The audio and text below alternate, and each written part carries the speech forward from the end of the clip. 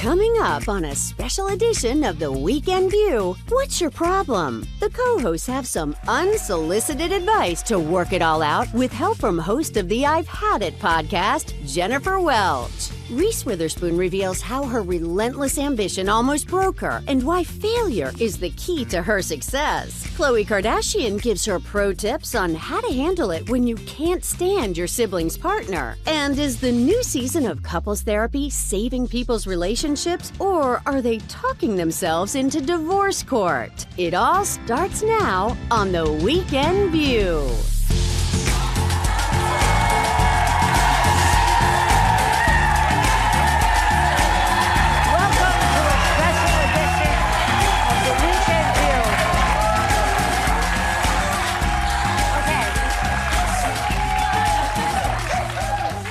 I know you love us, but thank you.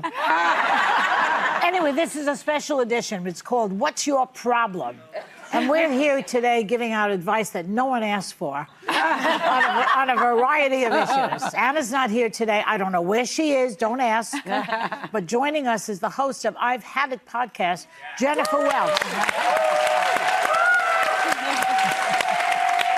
They love you.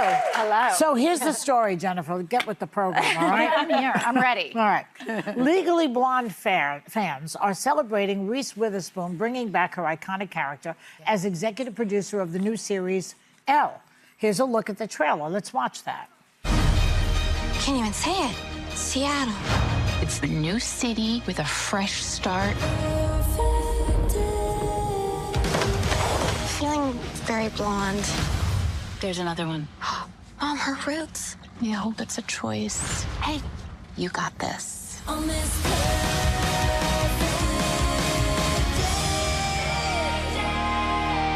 Bruiser, wish me luck. Okay, now the fabulous Reese is also acting and running a billion-dollar media company. Yeah. It's unbelievable, that girl. And she talks about how she handles the pressure on the Harvard Business School's podcast, The Founder Mindset. Let's take a look.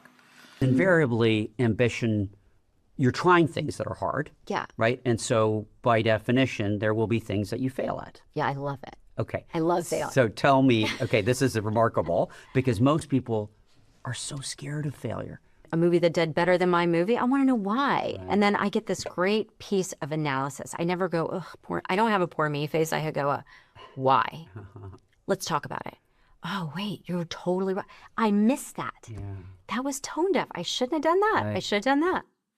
So let me ask you, so do you totally agree with that? Do you feel like failure is a good thing? In a way, it is. I do. I think you learn much more from failure than success. Explain. I mean, I've been fired. I got fired from CNN. I got fired from my waitressing job at Fridays. You spilled a blueberry blintz on a guy in a suit. I spilled food on somebody. Yeah. She'd had a big night the night before. And I was hungover. But you also lost Jeopardy. I lost Jeopardy. Thank you, Joy, for reminding me of that. You said you embraced failure. I'm only helping you. But all of those failures, I just look at them as growth moments. You know, I self-flagellate a little bit and beat myself up. But for the most part, I'm like, on to the next, because no is definitely the first answer on the road to yes. And I'm just going to continue. And I think it makes you stronger. And I think, you know, sometimes I do a disservice to my children. So I don't want them to fail. I want them to succeed. But I know that they're going to learn through failure. So Jennifer, how do you see it? I think failure is so important. I've kind of felt like a failure watching the tee up with how successful Reese Witherspoon was in contrast. But I failed at therapy once. I was in the therapist's office. I diagnosed my husband, his parents, his family of origin, his grandparents, the whole family tree. We went on for 10 months. I spent thousands of dollars talking about how messed up my husband was. And then the therapist looked at me and he said, "Why did you pick him?" And I was like, "Is Ashton Kutcher walking in here? Are you suggesting that I am a problem?" And he was like, "You picked him and you're staying with him." And it was the best, most painful, humiliating moment. But from there, I really started growing and learned a lot about myself. I say. And our marriage got better. Well, and putting failure and success as the two guideposts sometimes leaves out just uncomfortable in between. There are so many times when something like what you're mentioning, the truths that you don't want to look at, the kind of blind spots you skip over and try to avoid. I'd say all those painful things. I start by reacting like anyone would, disappointed. And then the next step is, how do I channel that? Because you can't change it, and just sit and stew in it does nothing. So although I feel very modest next to Reese Witherspoon, she's right. There's a point where you get up, you say, okay, I got the cries out, now let's go. How do I fix it? How do I move forward? And I watched more of this interview. It's worth watching the whole thing. She's just so brilliant. But she says, so why do you want to be in an arena where you could fail? First of all, you're in an arena with somebody who's better than you. So you're in the right place. And it reminds me of like the Teddy Roosevelt, the man in the arena. You want to be somewhere around excellence and people who strive to make you better and want to perform better. And I found that like one of the biggest impediments to success for me was fear of failing. So I often wouldn't want to put myself in a context where I could. And I had to overcome that. Like being on this show, being on television was a huge fear to overcome. But like I would have had so much regret if I hadn't been willing to fail by doing it. Yeah. Well, you know, I would bring it into the realm of relationships because when I got divorced, I had to go do like you, had to do the work of what did I do? If you don't take the blame for your part in that breakup, you never get better. You just repeat it again. But what if you're just this generation is so risk averse? If you're completely perfect like you, Sonny, then there's no hope for you. Were you going to say something? I think this generation, you're talking about, you know, having kids and not wanting them to fail. They're so risk adverse. They don't really post on Instagram because they're fearful of what a comment might say. Yes. Where we were feral, you know, we're just out So making feral. phone calls and drinking out of water hoses and just out all night. And I think that we have to tell our kids, and I know it's hard, but failure and boredom are a part of life. You have to embrace being bored. Being bored is a luxury. Failing is a luxury because at least you had an opportunity. Totally. I'm going to have that. I'm having that petty pointed. Boring is a luxury. Trademark Jennifer Welch. Put it on a pillow. So the Kardashians have had plenty of doomed relationships. And Khloe was asked what she does when she thinks one of her siblings is with a loser. Watch. Has anyone in your family dated someone you didn't love? Yes. That's the problem with today. Back in the day, you can say everything and people took it on the chin. Nowadays, you get a cease and desist letter or I'm suing you for defamation. So I'm not that stupid, but I can pick for Courtney, yes, Kim, yes, Rob, yes. Wasn't anything too crazy for the other ones, or I'm like, ugh, this will pass. So this is like interfering in a family member's bad decision, right? So what do you do about that? I mean, we just talked about this, I believe, in another context. And I say mind your own business. But if it's a family, I might What if it's a kid who always dates people you don't like? Like your kid? Like my son, Do you dislike all of them? I dislike all of them. Then you're the problem. I liked one. And listen, the thing is, I know it's not going to work out. But Sonny, can I tell you something? Because some psychiatrists feel that everybody marries their mother. That this is like a school of psychiatry. People think, that guy, my first husband was very skinny and tall, just like my father. So I thought I was marrying my father. But into the relationship, I saw he was more like my mother. So there's something in his relationship with these girls that has something to do with you. But they're always so crazy. Well, Maybe it's If the shoe fits. maybe it's the saying, you spot it, She you knew got that it. was coming. Yeah. She knew that was coming. You spot it, you got it. No, but He loves a crazy girl. He does like a crazy girl, very pretty and very crazy. But what I will say is, what I have learned about it is the more I say I don't like the person, the more they like the person. So now I've been able to just go, hi, nice to meet you. And then that's it. Here's the I don't think you biggest say problem anything. with this is when you have a relationship, people in a relationship close to you, and there's a breakup. And they come to you and they're like, she is a skank. I didn't like her one bit. She lies. And you're like, I knew it. And then you participate in it. And then 48 hours later, they are back together. There you go. And you are so screwed. That is the worst. You've lost a friend or a family member. I have always just kept it cool because I don't want to make them rush to the crazy. Yeah. And I've really, and it's difficult, but I've really tried to stay out of my Don't you son's find life. with a kid, though, when they come to you with their problems, that they really don't want any feedback? They just want to vent. Correct. Yeah. They just want to fetch and vent about whatever it is, and they don't want to hear what you have But to say. sometimes they want acceptance. They want like you to like the crazy person, and you're like, no, she's flying her freak flag, and I can see it.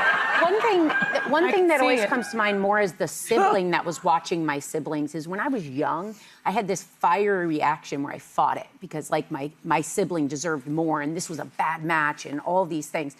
As time kind of hits you down and you watch people go through like illness, loss, death, you start to look at those people and realize my job was never to marry them. It was my siblings' job to be with them. How do I support that person in whoever they're picking? It becomes less light on all that they aren't and more on what are you here in this equation? Because the bottom line is you can't run them all away. Totally. Like You can try. I wasn't able to. I got kicked out of Christmas at 21 because I said something to my sister's fiance, and I was like, Dad, I'm not even a kid Are they anymore. And he's like, married? you heard me. They're divorced.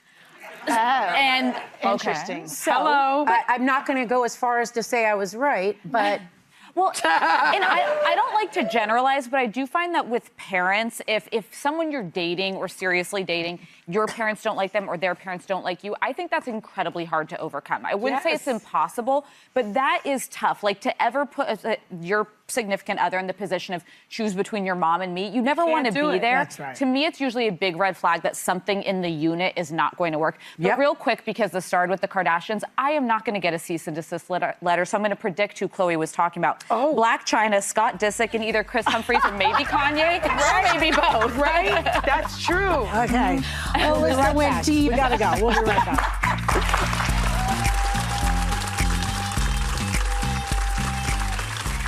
The Weekend View is sponsored by Rock Skincare, clinically proven and dermatologist recommended.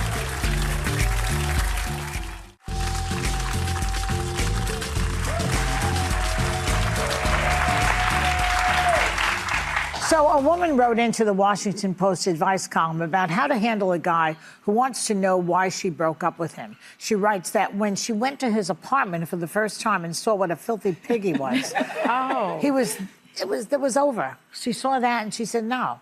But she's not sure if she should be that honest with him when he asks. What would you do? Would you tell him what a little piggy he is? There was actually more to this story. So the guy came back to her and was like, was it that I wasn't good in bed? Yeah. And the woman writes, he was actually excellent in bed, but a terrible slob. And in this case, I think she should tell him because it's hard to recover from not being good in bed. You can get cleanliness. He can clean up and for the future, like do well for someone else. You're neat as a freak, but you're a lousy leg. That's the mark he's not going to be able to undo. I think you have to be brutally honest about those types of things. And this is what I call normal people problems. So my husband and I have been together 25 years. He's in recovery from alcohol and opioid addiction. And so that was a really difficult process. That moment where my therapist owned me was all under that umbrella. And when he was using and things were so horrible, I would go to the therapist and I would say, I just want normal people problems. I want to be upset that he's messy. Of course. And so I think when you get to normal people problems, because living together sucks, sharing sucks. It's not fun to share. And so you have to be brutally honest, like, you're a pig, you're a great lay, but you need to clean this stuff up. Because these are fixable problems. That's such good that's my issue. Alcoholism is really hard to fix, trust me. That's a hard, because it's a disease. I'm sorry you went through that. Was it many years? Yeah, he relapsed. Relapse is a really common part of it, but so he relapsed a couple of times, and it was brutal. But I have to say this: I'm a better person for it. It caused me to really dig deep and be more accepting, less judgmental. And alcoholism and drug addiction affects everybody. It affects every family. And so I think you have to be open about it and normalize it and take away the shame from it and embrace normal people problems. They are a luxury. Amen. Well said. But she and her husband are both babes because I stalked them on Instagram. So you both look great. You're amazing. Thank you. He's sober and he has done a huge glow up. You guys look so happy. You know, I was going to say, don't tell him anything, but you're right. It's just a real people problem. He can, if he's so great in bed, then just like hire someone to clean or something, right? Like, You can fix You can those fix things. that. Because if he doesn't, if he has to ask, he's not seeing how gross it is. Mm-hmm. You know? So like letting him know. But teach a man to fish. Tell him to clean up his own space. Are you swimming, Alyssa? What are we doing with our hands? Clean. The only thing is, after many years together, he's still going to be a pig. You think so? And good the in sex bed. is not going to be so great after several years, and he's still going to be a little piggy. You think he's going to be a flop? Is that what you'd tell him? Well, I mean, I think that those kinds of habits die hard. If somebody's not neat and doesn't care about his environment, that doesn't die easily, I would think. That would be then gross. it'll start to irritate her after a while. Yeah, but you can effort some of that because in a marriage, it is about compromise. It is about things that aren't prioritized to you, but you recognize it matters to them and you do change things. Because there are absolutely things over the years that I've watched Max somewhat improve on. Yeah. And me, of course. Yeah, I'm the messy sounds like one. this man is very sexually motivated and thinking about it a lot. He's just a man. If she withheld sex and offer in exchange for him to be tidier, that might be the great exchange. I like that. There you go. No, That's her I kink. don't agree with that. You don't agree with withholding the sex I to don't get think, something? No, it's emotional blackmail now. That's not Physical good. blackmail. All right, let's do this topic. All right. The Showtime series Couples Therapy is back for season 5, where we meet all new couples going through sessions that get pretty intense. Take a look. In couples therapy, nothing is what it seems. Are you positive that you're not lying? Do you really want to say that? It's very hard to decipher what to believe in. I'm allowed to believe what I believe. It shows up in people's anxiety about their partner. I don't feel the sincerity. I don't feel it. It can put a couple at war with each other. Really intense feelings come up. Frustrate me. That was on me. Stupidest thing I've ever heard. Doesn't mean it's the only way. Come out. Pretend all you want. I don't think there's anything left. Oh. I don't believe in couples therapy. I do. Why are you do, laughing? I just thought that was hilarious. I think couples therapy can be helpful, but here's the key to it. You have to go individually to the same therapist. Yeah. So Jennifer would get me, I would go see the same therapist. Josh is my husband. He would see the same therapist. Then when we would do a joint. The reason for that is if I'm going to a therapist that he's not going to, I'm going to subconsciously or consciously present my case as my representative, the best version. I'm going to edit out all the toxic things I did. And so if you're going to go to couples therapy, it has to be rigorously honest, warts and all. But the honesty is what really does you in couples therapy. I think that would because do you're me saying in. he's not a generous lover. You can never take that back. No, exactly. But that's not the jumping off point usually. You build So to that. I love what you're saying because there are therapists that don't necessarily, they won't see you individually and as a couple. And Max and I only went to someone that we could see and be with. And what I loved is that people don't always understand is the therapist gave us, she identified our communication technique. Every couple has a dance. So you can't change the other person's dance, but you can change how you do, which in turn changes how they respond. And they give you communication techniques of how to come at conversations with curiosity, how to ask questions when you really want to say you're a... ChatGPT does that. No, seriously, I've been married 28 years. We definitely don't communicate the same way. And therapy would not work for us because I would say something crazy that I couldn't take back. So but before, Manny knows that. Yes. But it doesn't mean he likes it. He doesn't like it. So what I now do is when I'm about to say something and unload something juicy, I type it into ChatGPT and I ask ChatGPT to soften it for my husband. And I send that version via text. 100% it works. 100% accuracy. Right, Brian? I told Brian. It's true. It has worked for me. It just worked for me over a Mother's Day snafu that I had with him. I am extremely pro therapy. I have yet to go to couples therapy, but if we need Have it you down the road, tried I'd it be with open. ChatGPT? No, but I will say this. Therapy, like mental health is similar to physical health. You could go to your primary care doctor and lie about your lifestyle, be like, oh no, I don't drink alcohol. I work out all the time. I eat healthy. And you might not get the right results. Therapy, you have to be honest and open. Yeah. I had a dear girlfriend, and I also probably lied a little early with my therapist, but they pull it out of you. They'll get there and they'll see what your quirks are. But I had a girlfriend who we years ago had a falling out. She would come back to therapy just like absolutely had her tires pumped, and she's like, I was right about everything. That's a bad therapist. Like, you're probably not right about everything, and she's probably not giving the unvarnished truth. So you have to, like, show up being willing to be transparent and a little bit humble. ChatGPT is cheaper, it's immediate, it's quick, and I'm telling you, it's And it good. says I'm always right. Psychodrama works the same way. Yeah. We'll be right back.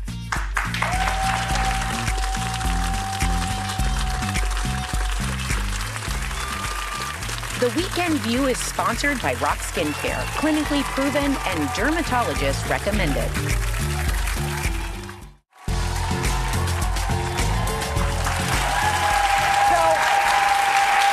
Our beloved Asuncion was on the Webby Award-winning Behind the Table podcast with Brian, and she talked about a new way to approach adult kids who are living with their parents. Take a look.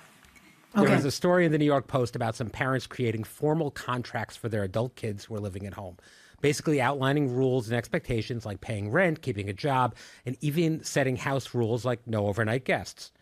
How do you feel about this? I have suspicions. We have that. You do have that. Absolutely. Yeah.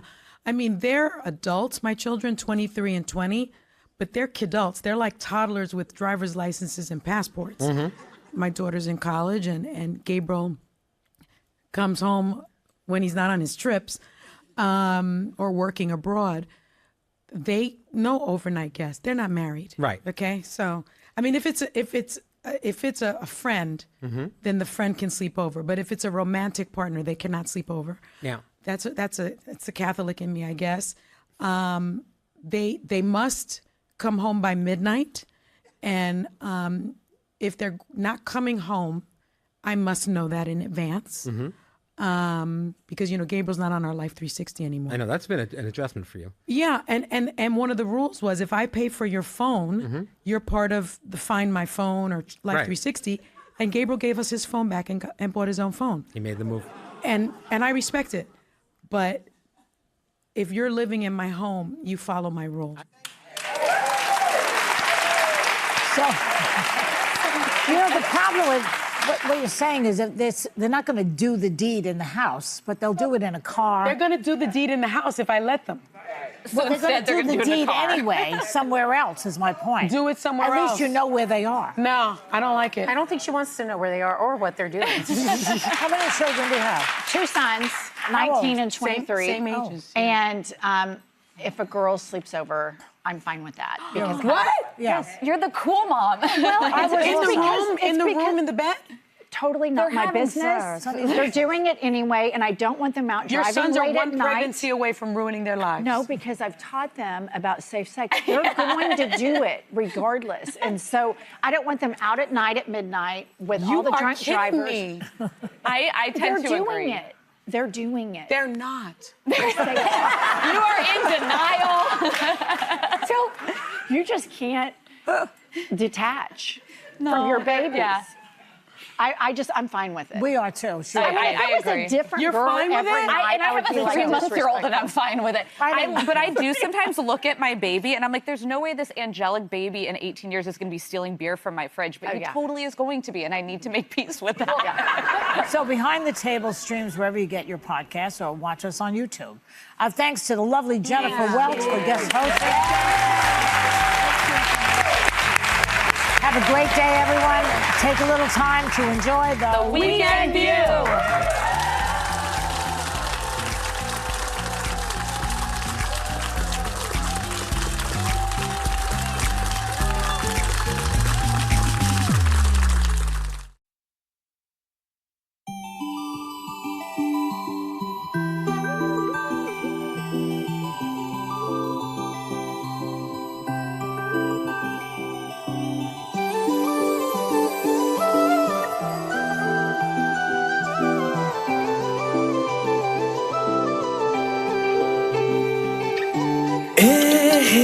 La la la la la la la la la. Hey, hey, la la la la la la la la la. Hey, hey, la la la la la la la la la. Hey, hey, la la la la la la la la la. Nila ko yakakho da ore aborile iman morom. জাগে মন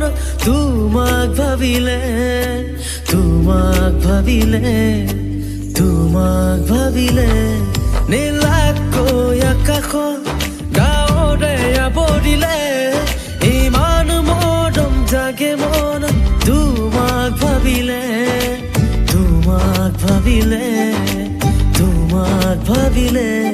কাষলে মোৰ আহানা দুচকুলে মোৰ চোৱানা আকোৱালি মোক লোৱানা বুকুৰে মাজতে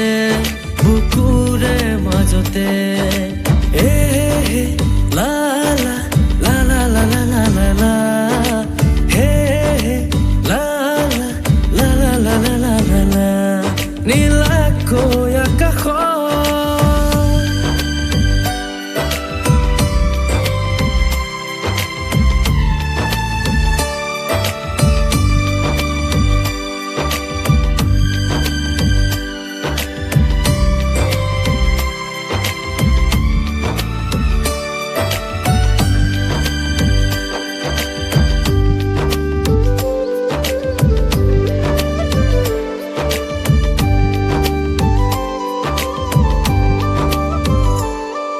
ৰঙা নীলা মৰম কিনো দিলা পলকতে আহি মোৰ ৰঙা নীলা এটিছিলা উৰি উৰি যাই মৰম বাঘে তোলা ৰঙা হে বুকু ৰঙা তোমাক পাবলে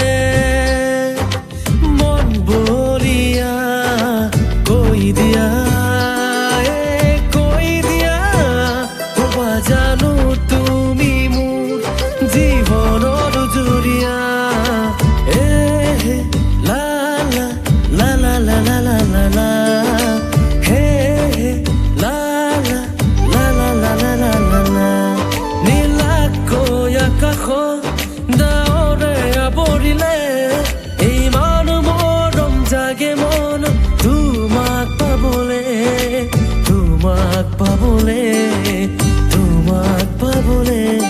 কাষলে মোৰ আহানা দুচকুলে মোৰ চোৱানা আকোৱালি মোক লোৱানা বুকুৰে মাজতে